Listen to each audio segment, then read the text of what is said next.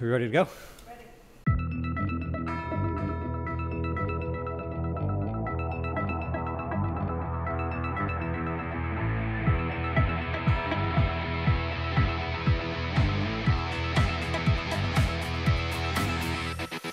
Hey everybody, I'm Gary Palmer Jr., you're you, and together we are Minting Coins, your trusted source for crypto news, interviews, and ICO reviews. Thank you for showing up. Tap that like button. It really supports us and it helps other people find this content. Thanks for showing up. Hey, welcome to the Crypto Loft. We showed you guys this place before, but we recently switched things around and wanted to give everybody a better view at space where we are hanging out, where we are doing a lot of work, where we are doing physical meetups for the people of Western New York and from Buffalo to Rochester to Syracuse to Finger Lakes, from Toronto to New York City and beyond. We have a physical Crypto Loft Bitcoin studio where we have meetups a few times a month, and we have public meetups, we have private meetups, and there's just a lot happening that unfortunately everybody online is not seeing. We are in crazy, crazy times right now, and while a lot of people are certainly concerned or worried of the price of Bitcoin, and a lot of people are talking about the price of Bitcoin going even lower. We're talking $5,000, less than $5,000. Over here, we are just super excited. We are super excited because we recognize that this is a huge time of opportunity. We recognize that the way we want to think about these markets are sort of counter to the rest of the population, the rest of the sheeple, the other lemurs of the world, where they see blood in the streets and they are running for the hills. They are dropping their bags, they are dumping their Bitcoin, and they're getting the hell out of Dodge because why are they here? They're here for a quick buck. They're here for a quick profit. They figure 3 months, 6 months, 1 year, and they're going to be driving Lamborghinis and whatnot when they are, first of all, not recognizing that this requires hard work. This requires patience. This requires a long-term mentality. And so while we haven't been making videos consistently, what we have been doing is working. I have my full-time job. I am getting things done. I am delivering results for my main patron and keeping food on the table for our 5 kids, while at the same time pushing forward the initiatives that we are working on, that I am working on, that Adriana is working on inside the space. While the price of Bitcoin is going down, we are doubling down on our education. We are doubling down on our investments. We are doubling down on our businesses. And we are just very, very excited for what is to come. So what is to come? We are looking at Bitcoin falling. People have been freaking out over and over again, but in the news over and over again, we see the signs that we've been seeing for the past 9 months, for the past 18 months, and we'll be talking about that a little bit today. So without further ado, let's jump into the market. Let's take a peek at a couple articles and let's discuss. So taking a quick peek over here at coinmarketcap.com, we see the cryptoverse marketplace at $250 billion, $247 billion. Of that, we have $105 billion in Bitcoin. It's fallen down to $6,100 per Bitcoin price. A lot of people were expecting the price of Bitcoin to be $10,000, $15,000, $20,000 after consensus, after a lot of news has been starting to pour out. But contrary to what people were expecting, to the greed that was prevalent so much in the air, the opposite happened. People need to be cautious when there's a lot of greed, when everyone thinks they know what is going to happen. Typically, it doesn't, not all the time. And when there's blood on the streets and people are, giving up hope and there's no longer the optimism that there was before, then those are the times when there are huge areas of opportunity. And so with this huge area of opportunity, let's keep in mind that the price of Bitcoin can go up, it can go down. Nobody knows, none of this is financial advice. Realistically, the price per Bitcoin can drop down to $4,000 to $3,500, give or take. But however low that goes, I would not expect that to stay low for very, very long. There's a lot happening in the space, just like we've seen happen in the space. And this chart right here, we're looking at the Bitcoin dominance over time. You know, the first few years of Bitcoin's existence, it was huge. Then in 2017, the Bitcoin dominance dropped. Near the end of 2017, then we saw the dominance of Bitcoin increase as the price per Bitcoin, skyrocketed to about $20,000, and then we see this decrease again. As this, breathing of the total market capitalization of the cryptoverse with the Bitcoin dominance, increases and decreases, we're expecting a lot more money to come into the space. We're expecting the price per Bitcoin to shoot up. And then a lot of that money going into Bitcoin to be distributed through the altcoins, the alternative projects that have true substance, true value, that are really delivering utility for the mass users, not just for the issuers of those tokens. Some of our favorite projects, we have Litecoin, we have Monero, we have Ethereum, and all sorts of great projects on Ethereum, such as OmiziGo, such as Decentraland and Mana. Zencash is also an incredible project that we are super, super excited about, that we talk about quite often. And let me know, what are the projects that you're most excited about in the comments box below. And while we talk about a lot of projects, while we talk about decentralization, while we talk about a lot of the new developments that are happening around Bitcoin and blockchain technology, it really comes back to Bitcoin. Why does it come to Bitcoin? Because of the decentralization, because of the immutability, because of the ability for Bitcoin to be so rock solid in information that goes onto Bitcoin to stay on to Bitcoin, and the fact that Bitcoin does the best job at preventing information from being reversed, right? We've seen information reversed on Ethereum. We've seen different ways that different projects can be hacked, the way different projects can be compromised. And at this stage of the game, Bitcoin is the largest project, the most decentralized project, and the project that is providing the greatest value and the greatest utility, even if it doesn't make sense in your first world nation. There's lots of places around the world where fiat currency is failing people. There's many places around the world where governments and regulators and corporations are failing people. And there's many places around the world where the vast majority of their populations have come to recognize the strengths of decentralized cryptocurrencies and the perils of the traditional system, granted, if their memories fail them from what happened in 2008. So over here at Reddit, we have this one user, Golden Perry, who was finally able to join the 21 million Bitcoin club. I definitely envy him, because that is a very difficult task to manage. But if you can manage to own 21 Bitcoin, then you'll be 1/1,000,000th of a percent of owner of all the Bitcoin that's ever going to be generated. But if you can get 2.1 Bitcoins, then you'd be in the 10 millionth club, and that's pretty significant as well. If 2.1 Bitcoins is out of your range, then shoot for 0.2 Bitcoin or 0.02 Bitcoin. Any amount, any unit where you can get your hands on that will be limited to you, because there's never going to be more than the total amount of Bitcoin that is going to be. All of these other projects are measured in Bitcoin.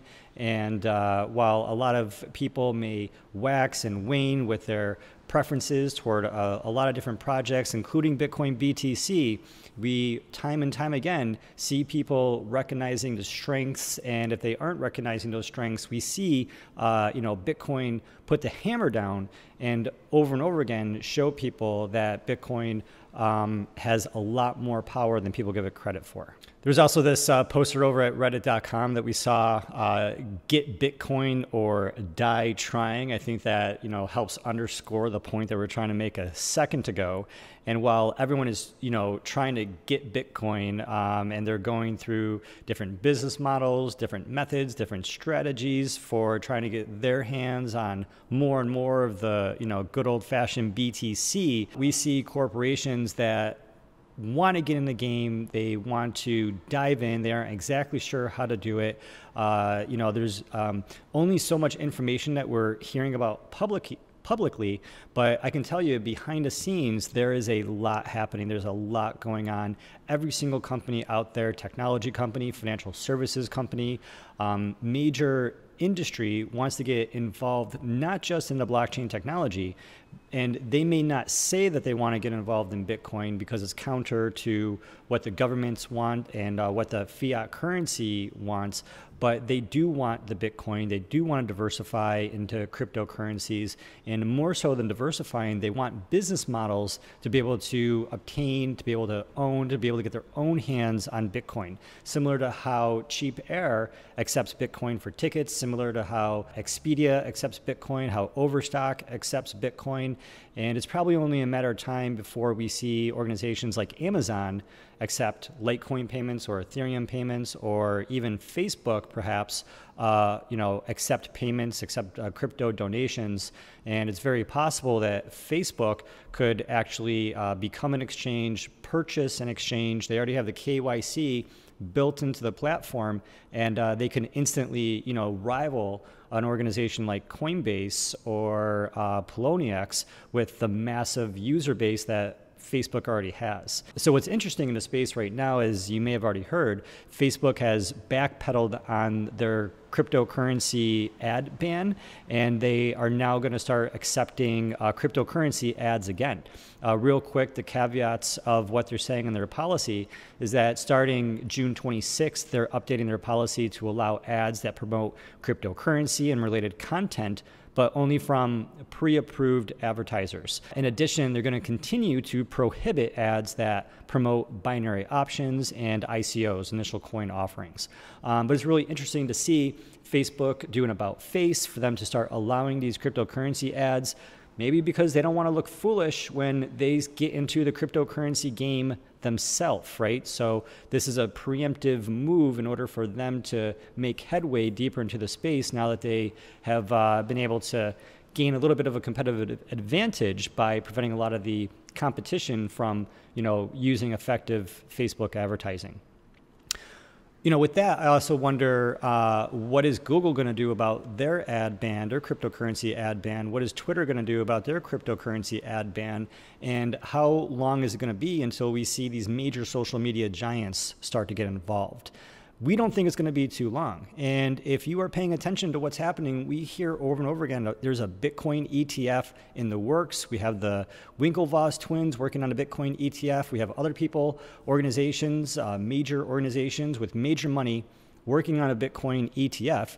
Here we have an article talking about Andreessen Horowitz launching a $300 million cryptocurrency fund, a A16Z cryptocurrency fund.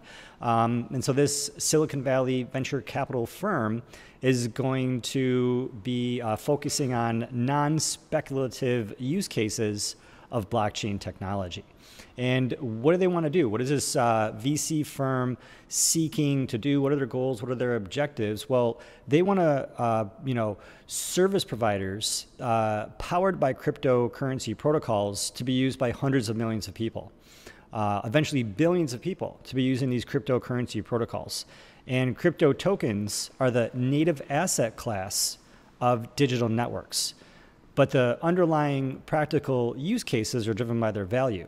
So they want to invest in cryptocurrency businesses. They want to invest in cryptocurrency teams. They want to invest into cryptocurrency protocols that are delivering real value to people. And what they recognize with that is that there might be people building these things. There might be awesome technology out there. There might be great processes and infrastructure with the companies and the teams that exist. And even though that's the case, and even though they're going to be investing in those things, there are still the underlying tokens. There are still the underlying asset classes. There are still the underlying digital assets like Bitcoin, like Ethereum, like a lot of these other tokens that we've mentioned earlier, Litecoin, Monero, Zencash, Mana, Omizi Go, a lot of these incredible projects that are the network themselves. They are the infrastructure themselves. And when we see $300 million come into this from one firm, rest assured that there are hundreds of other firms that are going to be looking into the strategy. This is going to be trillions of dollars looking into cryptocurrency, seeking to purchase into these extremely limited quantity items.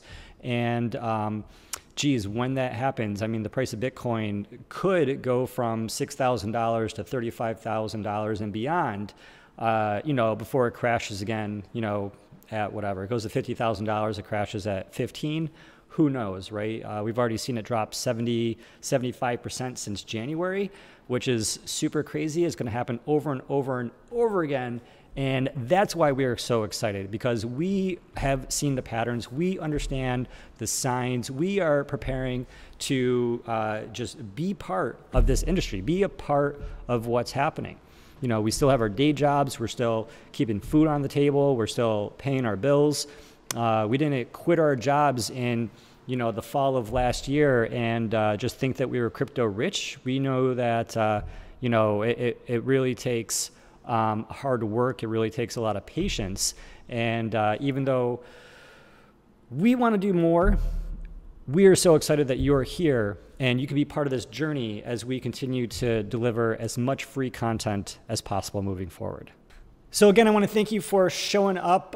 Rest assured, there is a lot more happening behind the scenes than anyone is seeing here at Minting Coins and Bitcoin NYS. We have a team of people who are really excited, talking about what is possible, talking about how we could drive value, how we can be a part of this decentralized technology, this revolution, how we can you know, provide services to the world. Let it be that those are development, you know, helping services in engineering and code, or let it be in the marketing, the business, the processes, and the infrastructure, which I've, you know, personally excelled at a little bit more than developing itself. But you are a part of this process. You are a contributor to this information, to this industry, to this world by consuming information and by liking videos and by sharing information that you know with the people in your life. You are a major part of what is happening. You know, I estimate that we're about 3%, 4% penetration of cryptocurrency inside America, and we are not even at the tipping point. The tipping point doesn't happen until we reach 12.5% penetration. So if you were getting involved in cryptocurrency, if you were getting involved in Bitcoin and blockchain technology now, then you are a part of the crazy adopters still, even at this stage of the game, owning even a fraction of Bitcoin. So with that being said, let me know what you think in the comments below. Let me know if you like this new view that we have over here for the audience, or whatever other pieces of news that you think that we missed or that you'd like to know more about. And until next time, I'm glad that together we are minting coins. Cool, how's that? All right, I'm gonna get back to work. We have that meet up later? Okay.